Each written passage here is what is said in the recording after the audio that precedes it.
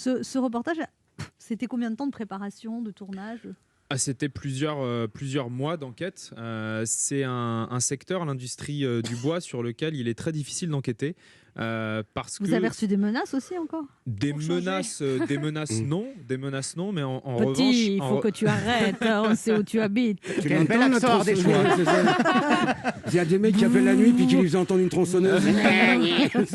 Alors, c'est pas aller jusque-là, mais par contre, c'est très difficile. Par exemple, les abatteuses. Donc, les abatteuses, c'est un espèce d'énorme tracteur avec un bras articulé qui prend les arbres et en 2 secondes, ça coupe un chêne centenaire, quoi. C'est super impressionnant. Ça te fait tomber un arbre et c'est capable d'en couper des dizaines et des dizaines toutes les heures.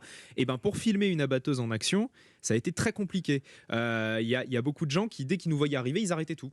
Parce qu'ils savent que c'est des images, vous allez le voir dans le documentaire, qui sont assez violentes. C'est des parcelles entières qui sont rasées en quelques heures.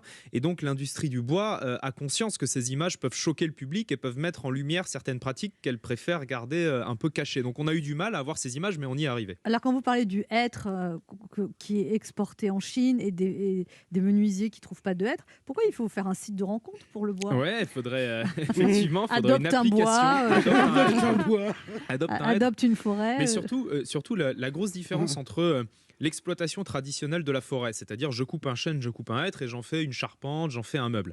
C'est que le carbone qui est stocké dans le bois, puisqu'au cours de sa croissance, un arbre, il absorbe le CO2.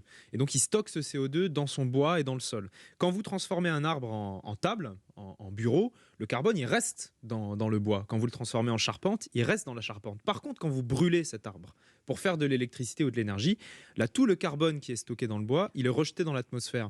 Donc, c'est pas du tout la même chose de couper un arbre pour en faire un meuble et de couper un arbre pour le brûler. Et ce qui est en train de se passer en France, c'est qu'il y a de moins en moins d'exploitation forestière responsable, avec des gens qui coupent des arbres par-ci par-là pour en faire des meubles ou des charpentes, et de plus en plus des parcelles entières qui sont rasées pour être brûlées.